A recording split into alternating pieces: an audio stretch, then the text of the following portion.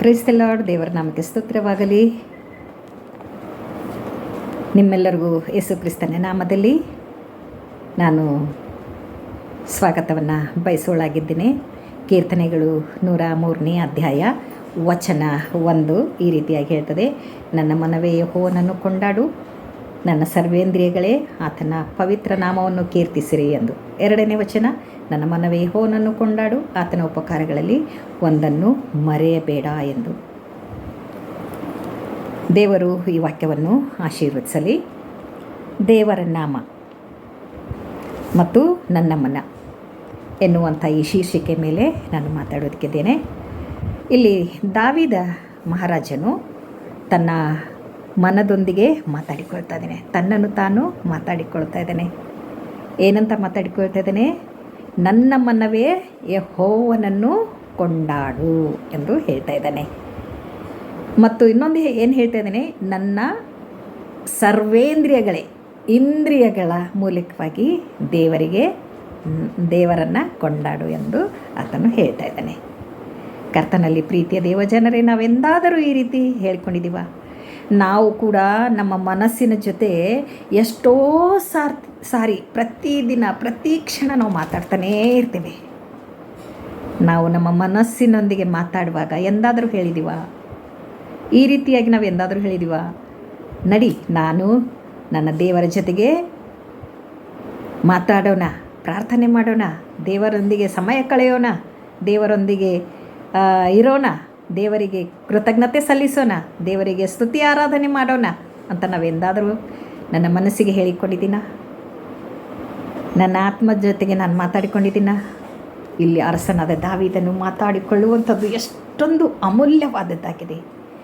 ನಾವು ಕೂಡ ನಮ್ಮ ಮನದೊಂದಿಗೆ ಆ ರೀತಿಯಾಗಿ ಮಾತಾಡಿಕೊಂಡು ದೇವರನ್ನು ಆರಾಧಿಸೋರಾಗಿರಬೇಕು.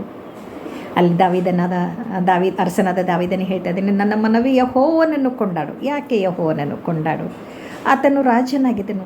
ಯಾವ ವಿಷಯದಲ್ಲಿ ಆತನಿಗೆ ಕಡಿಮೆ ಇರಲಿಲ್ಲ, ಯಾವ ವಿಷಯದಲ್ಲಿಯೂ ಆತನು ಕಮ್ಮಿ ಇರಲಾರ್ದೆ ಆತನು ಎಲ್ಲವನ್ನು ಪಡೆದುಕೊಂಡವನಾಗಿದ್ದನು.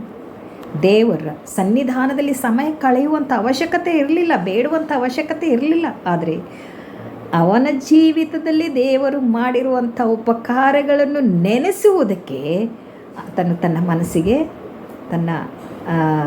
ಮನಸ್ಸಿಗೆ ಹೇಳ್ಕೊಳ್ತಾ ಇದ್ದಾನೆ, ದೇವರನ್ನು ಕೊಂಡಾಡು. ನನ್ನ ಮನವೇ ಯೆಹೋವನನ್ನು ಕೊಂಡಾಡು. ಏನಂತ ಕೊಂಡಾಡು? ಹೇಗೆ ಕೊಂಡಾಡು? ಮತ್ತು ಬರೀ ಮನಸ್ಸಿಗಷ್ಟೇ ಅಲ್ಲ, ತನ್ನ ದೇಹದ ಇಂದ್ರಿಯಗಳಿಗೂ ಹೇಳ್ತಾ ಇದ್ದಾನೆ.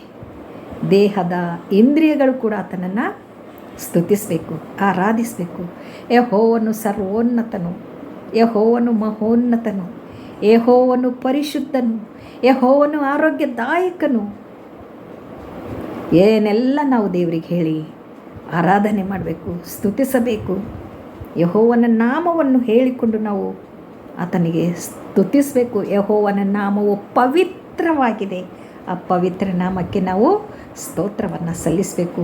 ಯೆಹೋವ ಈರೆ, ಯೆಹೋವ ಶಾಲೋಮ್, ಯೆಹೋವ ಶಮ್ಮ, ಯೆಹೋವ ನಿಸ್ಸಿ, ಯೆಹೋವ ರಾಫ, ಯೆಹೋವ ರೂವ, ಎಲ್ ಶಡಾಯ್. ದೇವರ ನಾಮ ಎಷ್ಟೋ ಅದ್ಭುತವಾದ ನಾಮವಾಗಿರುವುದರಿಂದ ಆತನ ನಾಮವನ್ನು ನಾವು ಸ್ತುತಿಸಬೇಕು, ಆತನನ್ನು ನಾವು ಕೊಂಡಾಡಬೇಕು, ಆತನನ್ನು ನಾವು ಘನಪಡಿಸಬೇಕು. ಅಷ್ಟೇ ಅಲ್ಲದೆ ನಮ್ಮ ಸರ್ವೇಂದ್ರಿಯಗಳಿಂದ ಆತನನ್ನು ಸ್ತುತಿಸಬೇಕು.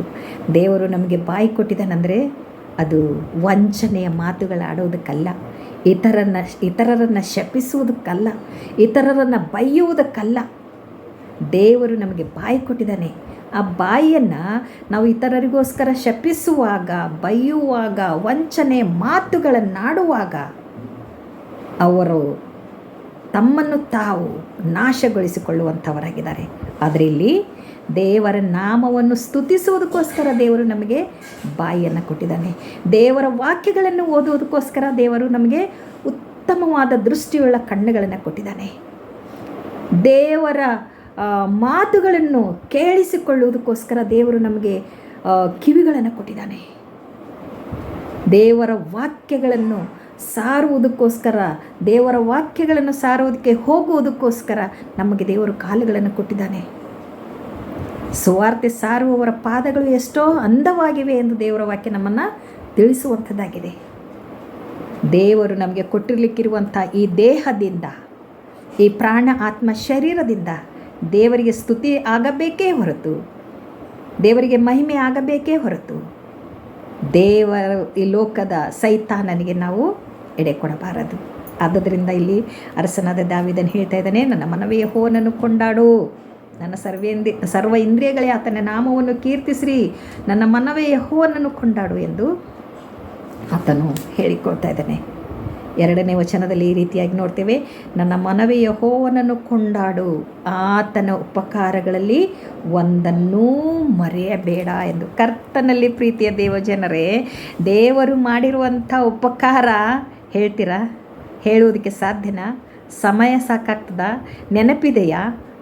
ಓ, ದೇವರು ಮಾಡಿರುವಂಥ ಉಪಕಾರ, ದೇವರು ಮಾಡಿರುವಂಥ ಉಪಕಾರಗಳಲ್ಲಿ ಒಂದನ್ನು ಮರೆಯಬೇಡ ಎಂದು ದಾವೀದನಲ್ಲಿ ಹೇಳುವಾಗ ನಾನು ಒಂದೊಂದು ಸಾರಿ ಯೋಚನೆ ಮಾಡ್ತಾ ಇದ್ದೇನೆ, ಜಗದುತ್ಪತ್ತಿಗಿಂತ ಮುಂಚೆ ನಿನ್ನನ್ನು ಆರಿಸಿಕೊಂಡಿದ್ದೇನೆ, ಜಗದುತ್ಪತ್ತಿಗಿಂತ ಮುಂಚೆ ನಿನ್ನ ಹೆಸರಿಡಿದು ಕರೆದಿದ್ದೇನೆ, ತಾಯಿಯ ಗರ್ಭದಲ್ಲಿರುವಾಗಲೇ ನನ್ನ ಕಣ್ಣುಗಳು ನಿನ್ನನ್ನು ನೋಡಿದವು, ತಾಯಿಯ ಗರ್ಭದಲ್ಲಿರುವಾಗಲೇ ನಿನ್ನನ್ನು ಸೃಷ್ಟಿ ಮಾಡಿ ರೂಪಿಸಿ ಭೂಲೋಕಕ್ಕೆ ತಂದವನೂ ನಾನೇ, ತಾಯಿಯ ಗರ್ಭದಿಂದ ಹೊರಬಿದ್ದಾಗಿನಿಂದ ಇಲ್ಲಿಯವರೆಗೆ ನಾನು ನಿನ್ನನ್ನು ನಡೆಸಿಕೊಂಡು ಬಂದಿದ್ದೇನೆ ಎಂದು ದೇವರು ಹೇಳುವಾಗ, ನಾವು ಉಪಕಾರಗಳಲ್ಲಿ, ದೇವರು ಮಾಡಿರುವಂಥ ಉಪಕಾರಗಳಲ್ಲಿ ಒಂದನ್ನೂ ಮರೆಯದಂತೆ ಹೇಳುವುದಕ್ಕೆ ಸಾಧ್ಯವಿದೆನಾ?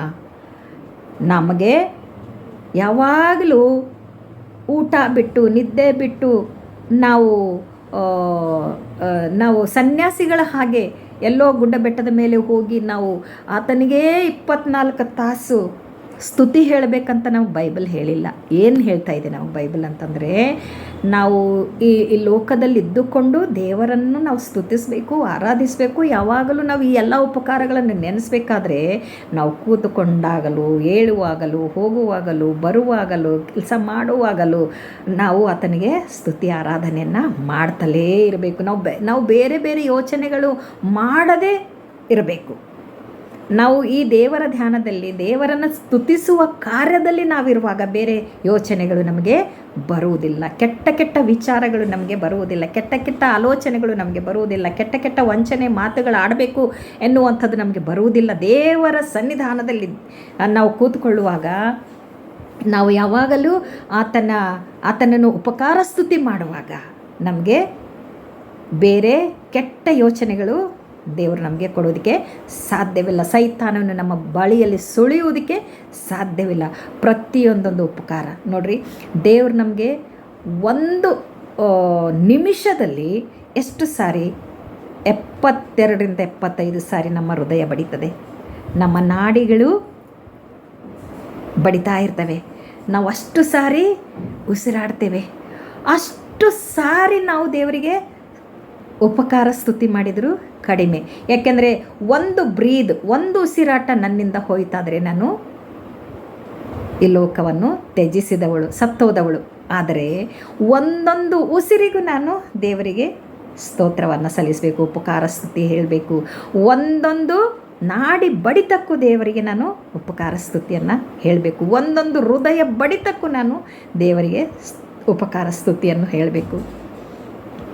ದೇವರು ಮಾಡಿರಲಿಕ್ಕಿರುವಂಥ ಉಪಕಾರಗಳಲ್ಲಿ ಒಂದನ್ನೂ ಮರೆಯದಂತೆ, ಅಂದರೆ ಇವೆಲ್ಲವುಗಳನ್ನು ನೆನೆಸಿಕೊಂಡು ನಾನು ದೇವರಿಗೆ ಸ್ತೋತ್ರ ಸಲ್ಲಿಸಬೇಕು. ದೇವರು ನನಗೆ ಲೋಕದಲ್ಲಿ ಜೀವಿತರ ಸಂಖ್ಯೆಯಲ್ಲಿಟ್ಟಿದ್ದಕ್ಕಾಗಿ ನಾನು ದೇವರನ್ನು ಸ್ತುತಿಸಬೇಕು.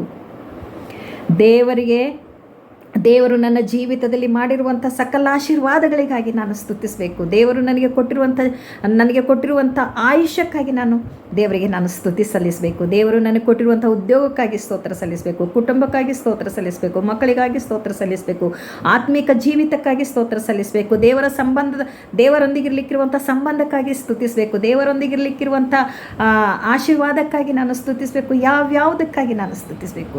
ಆತ್ಮೀಕವಾದ ಆಶೀರ್ವಾದಗಳಿಗಾಗಿಯೂ ಸ್ತುತಿಸಬೇಕು, ನಾನು ಈ ಲೋಕದ ಆಶೀರ್ವಾದಗಳಿಗಾಗಿ ಸ್ತುತಿಸಬೇಕು.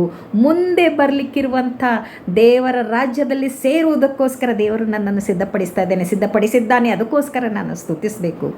ಆತನ ಉಪಕಾರಗಳಲ್ಲಿ ಒಂದನ್ನೂ ಮರೆಯದ ಹಾಗೆ ನಾನು ಸ್ತುತಿಸುವವಳಾಗಿರಬೇಕು. ದಾವೀದನು ಅದ್ಭುತವಾಗಿ ಈ ಒಂದು ಕೀರ್ತನೆಯಲ್ಲಿ ಬರೆದಿದ್ದಾನೆ. ಎಷ್ಟು ಅದ್ಭುತವಾದ ಆಗಿದೆ ಎನ್ನುವಂಥದ್ದು. ಅದಕ್ಕೋಸ್ಕರ ಕರ್ತನಲ್ಲಿ ಪ್ರೀತಿಯ ದೇವಜನರೇ, ನಾವು ಹೆಚ್ಚಿನ ಸಮಯವನ್ನು, ಯಾವಾಗಲೂ ಹೆಚ್ಚಿನ ಸಮಯ ಅಲ್ಲ, ಯಾವಾಗಲೂ ನಾವು ಎಚ್ಚರವಾಗಿದ್ದುಕೊಂಡು ನಾವು ದೇವರನ್ನು ಸ್ತುತಿಸುವವರಾಗಿರಬೇಕು. ಎಲ್ಲ ಸಮಯಗಳಲ್ಲಿ, ನಿದ್ರೆ ಸಮಯ ಒಂದು ಬಿಟ್ಟರೆ ಎಲ್ಲ ಸಮಯಗಳಲ್ಲಿ ದೇವರನ್ನು ನಾವು ಆಗಿರಬೇಕು. ಆತನ ಉಪಕಾರಗಳನ್ನು ಸ್ಮರಿಸುವವರಾಗಿರಬೇಕು, ಸ್ತುತಿಸುವವರಾಗಿರಬೇಕು, ದೇವರ ಸೇವೆ ಮಾಡುವವರಾಗಿರಬೇಕು ಎಂದು ದೇವರ ವಾಕ್ಯ ನಮ್ಮನ್ನು ತಿಳಿಸ್ತಾ ಇದೆ. ಅದಕ್ಕಾಗಿ ದೇವರ ನಾಮಕ್ಕೆ ಸ್ತೋತ್ರವಾಗಲಿ. ದೇವರು ಕೊಟ್ಟಿರುವಂಥ ಈ ಅವಕಾಶಕ್ಕಾಗಿ ನಾನು ದೇವರಿಗೆ ವಂದನೆಯನ್ನು ಸಲ್ಲಿಸುತ್ತೇನೆ. ಪ್ರಾರ್ಥನೆ ಮಾಡೋಣ. ಭೂಮಿ ಆಕಾಶಗಳ ಒಡೆಯನೇ ಸ್ತೋತ್ರ. ನೀನು ಮಾಡಿರುವಂಥ ಉಪಕಾರಗಳನ್ನು ನೆನೆಸಿಕೊಂಡು ನಿನಗೆ ಸ್ತೋತ್ರ ಸಲ್ಲಿಸುವುದಕ್ಕೆ ನಮ್ಮನ್ನು ಜೀವಿತರ ಸಂಖ್ಯೆಯಲ್ಲಿ ಎಣಿಸಿದ್ದೀ. ಅದಕ್ಕಾಗಿ ಸ್ತೋತ್ರ ಕರ್ತನೆ. ವಂದನೆ ರಾಜ. ಕೊಟ್ಟಿರುವಂಥ ಈ ಅವಕಾಶಕ್ಕಾಗಿ, ಈ ಸಮಯಕ್ಕಾಗಿ ನಿನ್ನನ್ನು ಘನಪಡಿಸುತ್ತೇನೆ ಕರ್ತನೆ. ಅನೇಕರು ಈ ವಾಕ್ಯಗಳನ್ನು ಕೇಳಿಸಿಕೊಂಡು ದೇವರೇ ಮನ ಪರಿವರ್ತನೆ ಆಗಲಿಕ್ಕಾಗುವಂತೆ ಶುದ್ಧೀಕರಿಸಬೇಕಾಗಿ ಜೀವಳ ಯೇಸು ಕ್ರಿಸ್ತನ ನಾಮದಲ್ಲಿ ಪ್ರಾರ್ಥನೆ ಬೇಡಿಕೊಳ್ಳುತ್ತೇನೆ. Amen, amen. Praise the lord.